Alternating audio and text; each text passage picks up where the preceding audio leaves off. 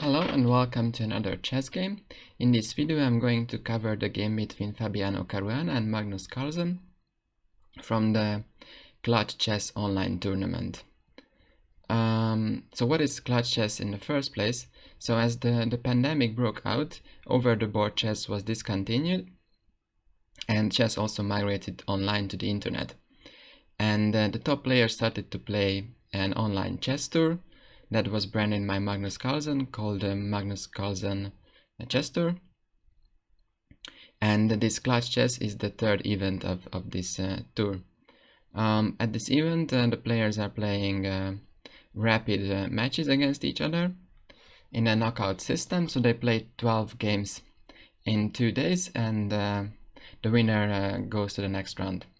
So we are joining for the final now. This is between Caruana and Carlsen. And I'm going to cover the sixth game of this match. So the first two games were drawn, but they were actually quite interesting. And from the third game onwards, there started to be some blood flowing. So in the third game, Carlsen managed to win, but in the fourth game, Caruana immediately managed to strike back and equalized. And in the fifth game, Carlsen won again. So we are joining for the sixth game. And in this Clutch Chess tournament, there is a sort of a specialty that game 5 and 6, so the last two games of the first day, and games 11 and 12, the last two games of the second day, are counted more than the other games. So game 5 and 6, the games count as double, while game 11 and 12, they come as triple. So it's very important to score well in these runs, and Carlsen managed to win the fifth game, which was a clutch game, so he's now up by 2 points actually. So it's very important for Caruana to win this game 6, otherwise he would be trailing very much for the second day. And additionally, that these games count more towards the match result, there's additional prize money for these games as well. So game 5 and 6, the winner gets $2,000, while in game 11 and 12, the winner gets $13,000. And this is on top of the $50,000 final, like the winning prize. So there's a lot of money on the line in these games. So, and also the games are actually very interesting. The both players are playing quite adventurously and very original chess. And this sixth game I'm going to cover here is no exception, especially from Carlsen's side. So let's dive into the game. So Caruana is with white, opens with e4, as he usually does in the games that very much matter, and Carlsen opted for c5. Caruana plays knight f3 and knight c6. This is an opening that was featured also in their World Championship match 2 years ago from London, where Carlsen managed to defend his title, but only in rapid tie breaks. So as for the time control of these games, they play with 10 minutes and 5-second increments after each move. So it's not a lot of time.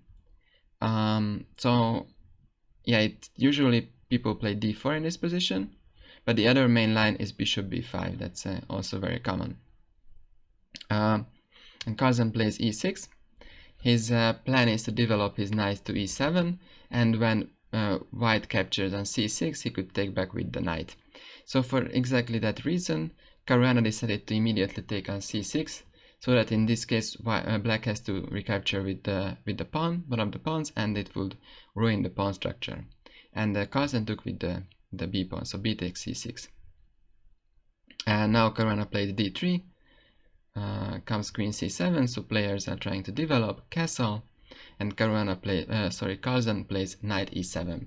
So the idea is to either put the knight to g6, or maybe to put a pawn on g6 and put the bishops on g7.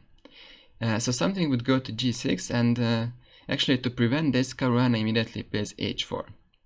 And the idea is that whatever comes to g6, so if it's a knight, then knight can be chased away with h5, or if it's the pawn, then again white can play h5, and that would so if g6, then white could play again h5, and then this h pawn would be quite of a pain for black to deal with. So basically this h4 prevents black from normal development. Carlsen plays e5, and Caruana pushes further with h5. And as I mentioned you before, especially Carlsen is playing very original chess, and here comes his first original move of the game. So he has only one minor piece developed, this e7 knight, but this is actually not very well placed because it has not much future and also blocks the bishop.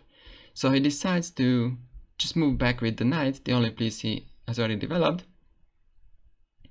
And the idea is that this knight for the time being controls h6, which is very useful because black cannot really just push, but white can actually just push it forward his h-pawn.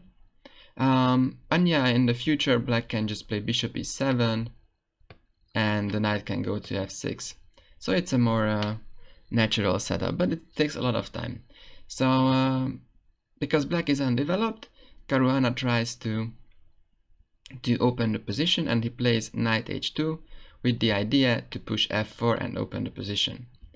Black plays knight f6, and as mentioned comes f4. Now black plays bishop e7, white develops with knight c3, and also black develops with d6. And this is the point when Caruana decided to sharpen further the position, and he pushes h6. It is actually quite a double-edged move, because what Carlsen did, he just takes on h6, and actually the g file opens, and black could put a rook on the g file, and this rook can actually be very useful to attack the white king. And also the position starts to open, and don't forget that white has already given up his light squared bishop, so black has the advantage of the bishop pair. So yeah, white has to be careful how much he opens the position, but still at the same time the black king is still in the center. So white pushes f5, and black plays rook g8. So the rook starts to eyeball the g file, the g top, and also the king. White regains the pawn on h6. And again, Carlsen continues to play in his original style. So what normally one would expect in this position, that black somewhere develops his light squared bishops and probably castles long to make sure that his king is safe.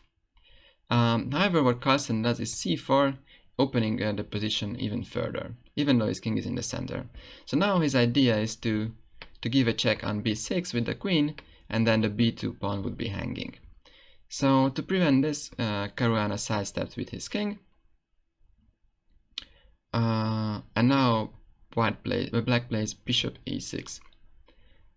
So this puts further pressure on this d3 square and on the d3 pawn.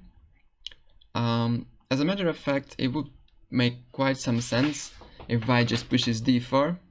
If in that case all this construction, especially with the light squared bishop and a6, would look a bit funny. But Caruana decided to open the position further and plays b3, forcing black to do something with his c4 and take somewhere. And he takes on d3, so Carlsen takes on d3, and pawn takes back. So at this point probably Caruana was somewhat content with his position, as he finally managed to open a line, so the c file is somewhat open, so he can put his rook on the c file, and this c file there is a pawn, a queen, and most likely black will castle long, so there is quite some target. However, Carlsen continues with his adventurous play, and even though his king is still in the center, he decides to open further with d5.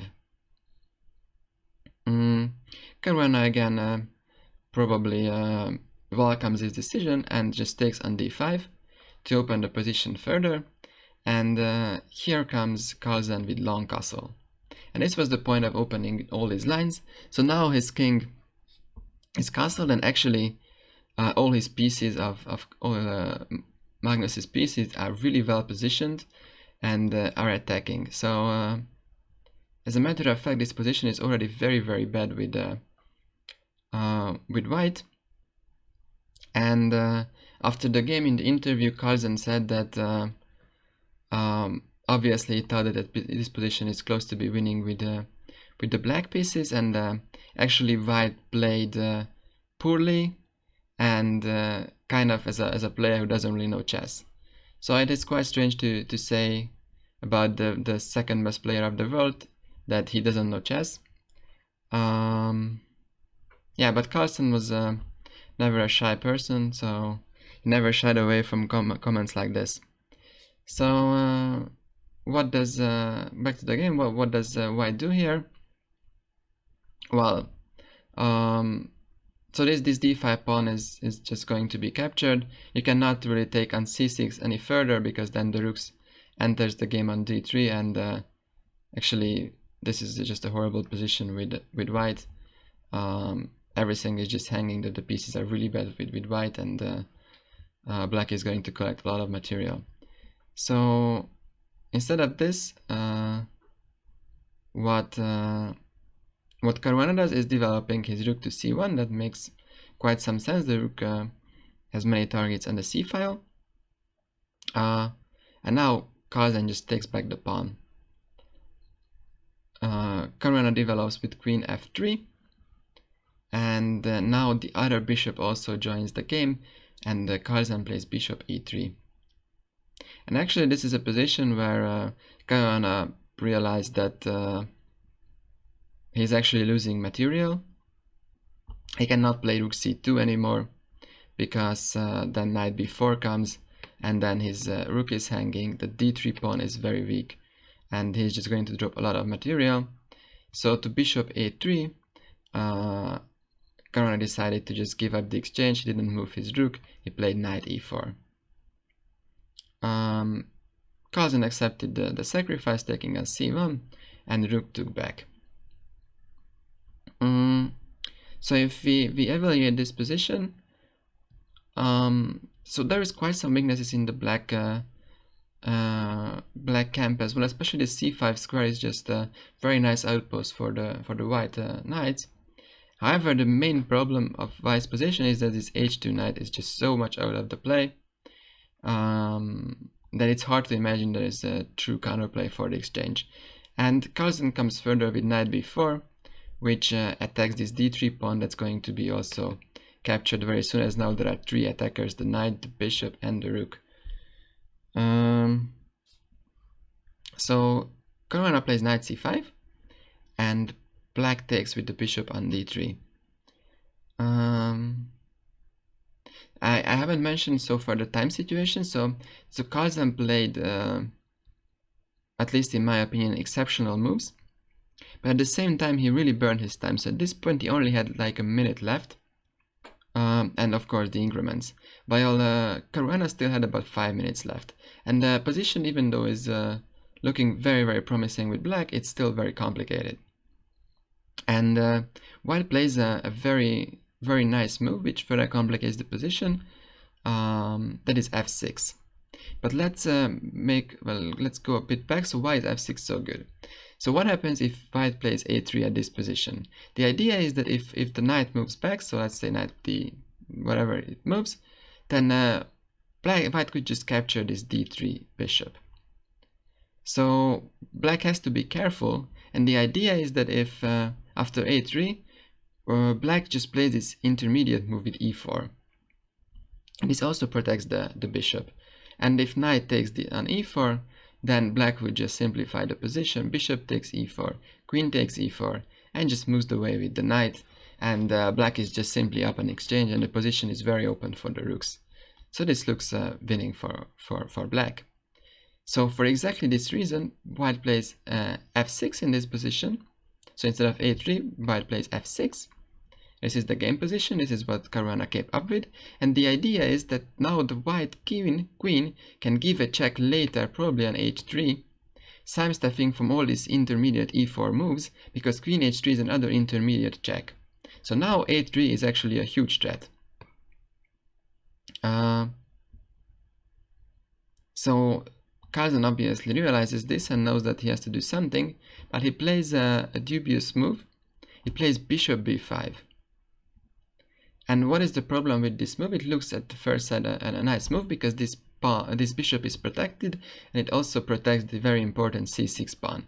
But the problem is that this bishop is not safe here. White can just play a4, as did Fabiano.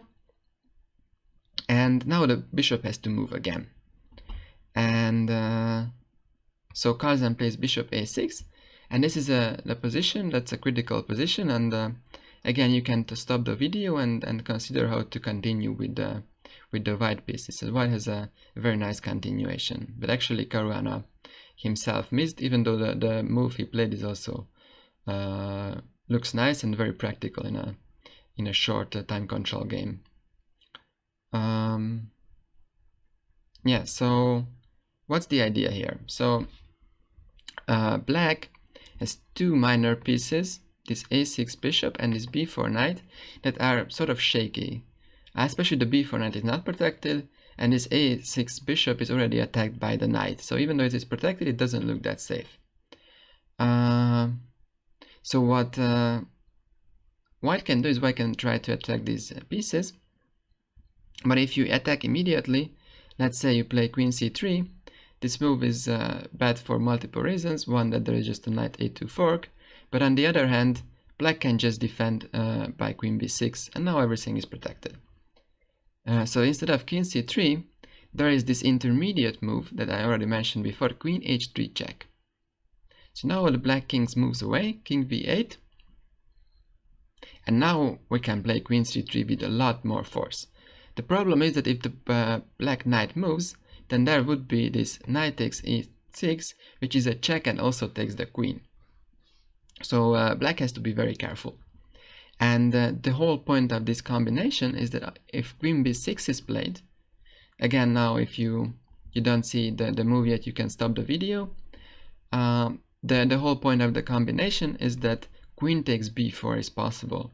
And when the black queen recaptures, then there is knight takes a6 with a fork, and the white just collects a lot of material. Knight takes b4, and white is up by material. Yeah, so this was the position where Caruana could have played queen h3 check, but he did not do that. What he played is also practically good. He played knight g4. So finally the knight that was so passive on h2 is entering the game, and already putting some pressure on the e5 pawn, like here. It is still protected by the queen, but we will see that it's not for long. And actually now Carlsen plays another blunder which gives away the game. So he plays king b8, and again I invite you to stop the video and find the best continuation with white. So as I pointed out earlier, this e5 pawn is already weak, and there is a very forced continuation that that finishes off black basically. So the problem with this king b8 move, it moved away from the c file, from the rook, but it moves into this h2 b8 diagonal, and white can use that for his advantage. So what Caruana did, and found this combination very quickly, is he took on a6 with the knight. Now the knight has to take back, and this knight joins the party with knight takes e5. The idea is, of course, that if the black queen captures this, then the bishop f4 would win the queen, because this queen is pinned. Yeah, so for that reason, Carlsen cannot take back on e5, but the problem is that there is nice c6 checks coming, and actually black has just busted it. It's already a lost position with black. So Carlsen tries queen b7, but Caruana now can just collect the material. Knight takes c6, king e8, and knight takes d8. And actually, in just a couple of moves now, white was behind material pretty much like 5 moves ago, and now he's already up a pawn, and this position is actually very much winning. But the problem is still that both players are very, very low on time. They only have these increments, 5 seconds increments per move left. They have to play fast, and that of course gives more room for error. So now black takes back on d8, and Caruana decided to sidestep from the queen exchange, Well, as a matter of fact, also the endgame is very much winning with white, but the black king is very unsafe still.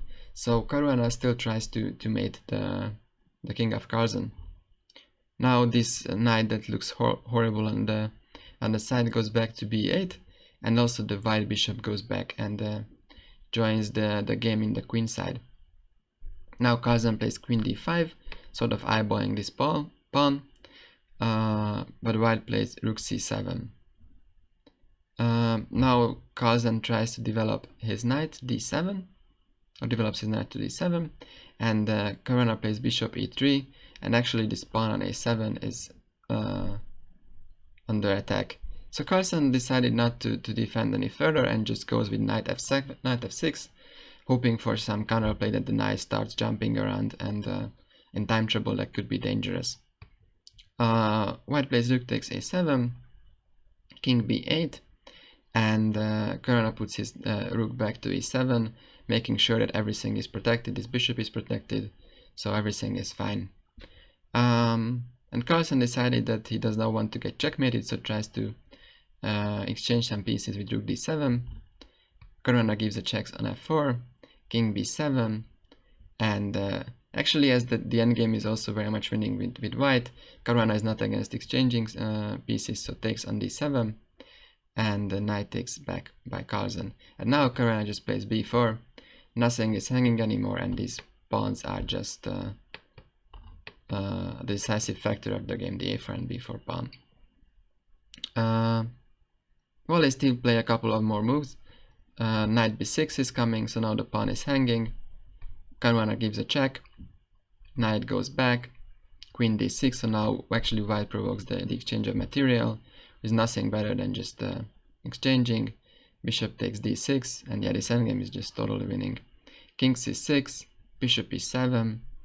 Now black tries to activate his knight, and also tries to provoke that the pawns of white to move to the dark square, so that there could be some potential blockade on the light square. So after a5 and knight d5, black has some sort of blockade on the light squares, but this is actually just not enough.